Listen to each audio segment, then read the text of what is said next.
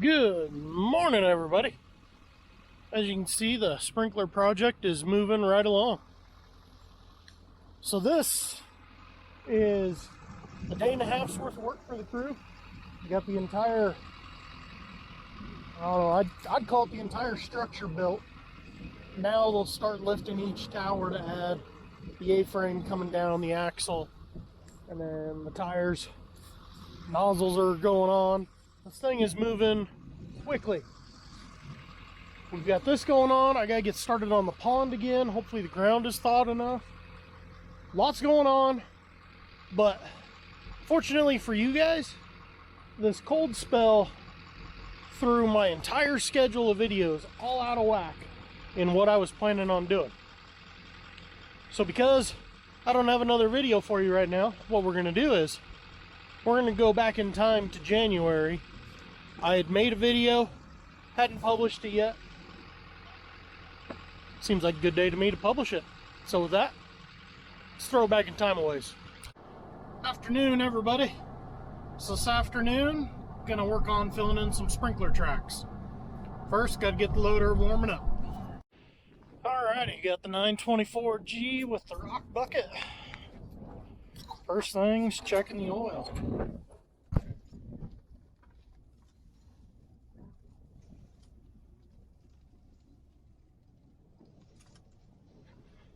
Look good.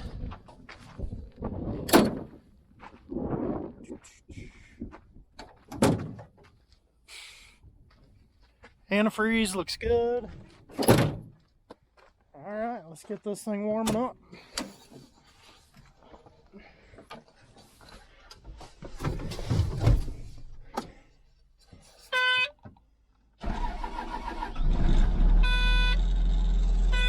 Guess 45 degrees isn't cold enough for a cold start.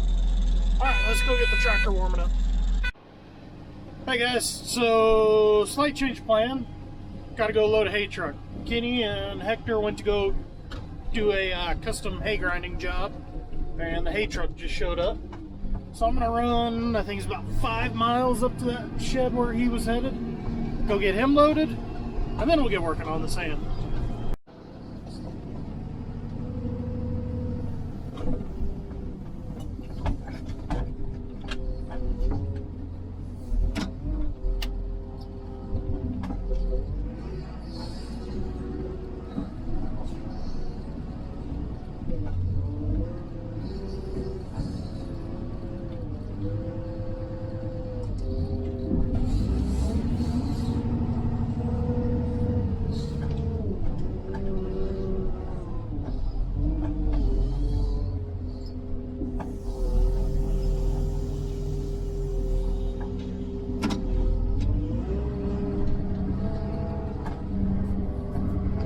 Alrighty, truck is loaded.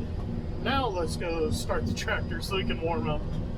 Okay, again, check the oil. Man, it's one downside to having the wheels set in so narrow. The row crop, you gotta reach over it. Okay, oil's good. There goes the hay truck. I don't even know if that's focusing out there for you to see. Anyways. I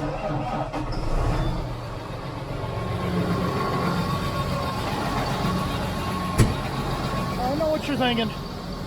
8245R is a little bit of overkill for a cart that's that small. And you're right. Two reasons using it. One, it's got the duals on, so it helps disperse the weight driving around through the field. Second reason, it's the one I want to use.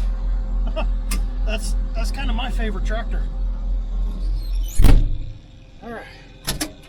Let's go switch buckets. Take this back to the pile and bring my pickup back for that. We'll get started eventually, don't worry.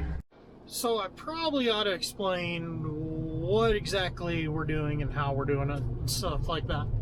So when I say filling tracks, I'm not talking we take the little disc thing and knock the edges in and build a ridge. We fill our tracks with sand. The thing I don't like about those discs, you just make a low spot on each side of the track then, and that dirt, as soon as it gets wet, just turns back into mud and wants to push back out. What we do is we go to a local gravel pit, get what they call dirty sand. It's got the rock screened out, but it hasn't got all the little rock. It's, to me, it's almost like a gravel, but it packs tight. That's what we use. The reason we do this is just saving our equipment. If we were a grain farmer, it probably wouldn't be as big a deal, because combines and tractors and grain carts have big tires. We're predominantly a forage grower, so we have a lot of hay, which means 4 times a year you have a swather going across it. Rear tires on the swather are pretty small. That thing will bounce really hard going through tracks. After a swather, you have a rake going across. Again, tractor tires, depending on what tractor you're using, are okay, but then the rake really feels it because it's got the tiny tires. Then you go across with the baler. Tractor's alright, the baler's okay. Accumulator really feels it because of its little tires. Then you gotta go get the bales. Depending on which method you use, you either have a Stinger, which has decent sized tires, but you have all that weight up above you, so that's hard on the frame, or you use a loader in semis. Semis and sprinkler tracks do not get along. Then we also have our silage side. Choppers are okay, but again, semis. We have broken so many front ends on semis hitting bad sprinkler tracks, it's not even funny. It gets really, really annoying. But that's one of those things that just comes along with the business. It's also another reason why I plant all of our corn in a circle, just so I don't have to deal with it. Gotta have 7 different messages telling me no GPS signal. So, with all that being said, let's go spread some sand. Okay, so here it is. Like I said, our gravel company here in town calls it dirty sand. That's as big a rock as you have in it. A lot of sand, a lot of moisture. That's what makes it pack so nice in the tracks. We'll do it like the field I'm working on now is the first time it's ever had it done. So we'll get done this year, and we'll probably come in again next year, put a little bit more on to get it really packed down, and then it should be done. Other than several years down the road, it might need another thin layer put on once it slowly works down. That's what's nice about this. It's not something you have to do every single year.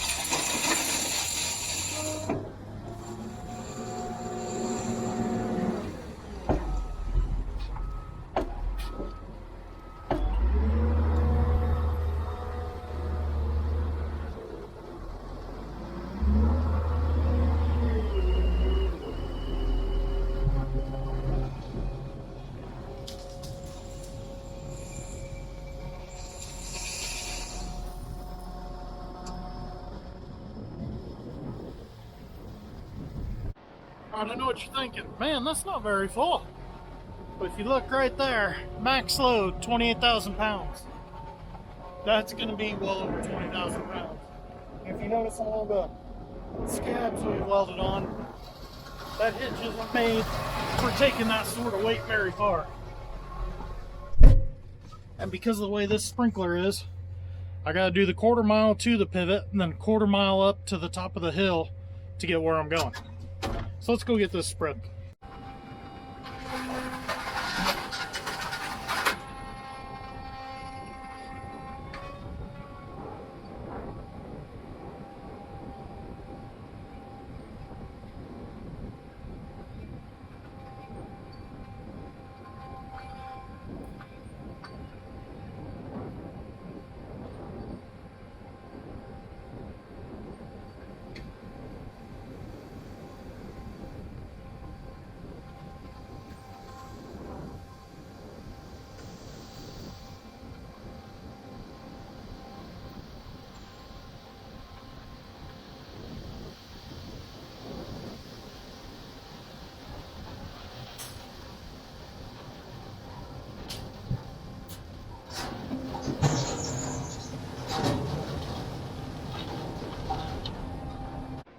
So then when it's empty, you just turn around, drive back over it.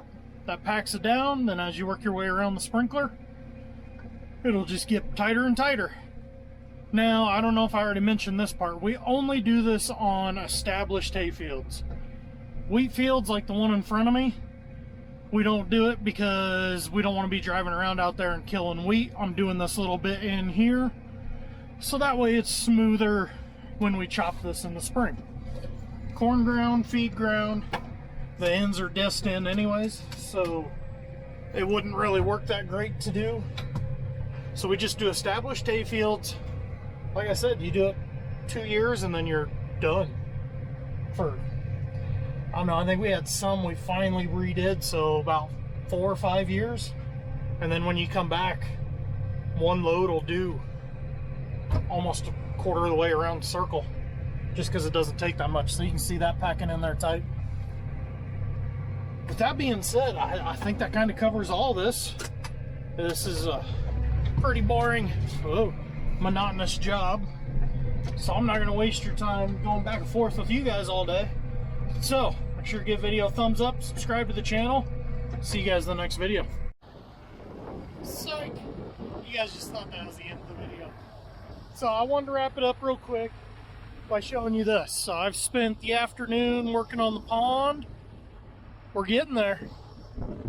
That tractor tire is, the bottom of it's almost eye level, so it's getting closer.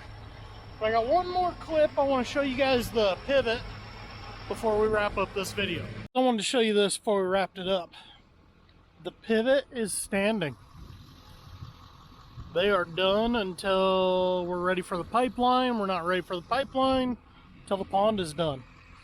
But that is impressive. 2.5 days construction. This thing is ready to roll. The one thing I did notice, though, I'm going to have a little chat with Brad. These are supposed to be about 2 foot off the ground, not 5 foot off the ground. But talking to the guys, they said the hoses came pre-cut already. So that was kind of what they had to deal with. So we'll figure something out. Not that big of a problem. But yeah, I just wanted to show you that. So now we will see you guys in the next video.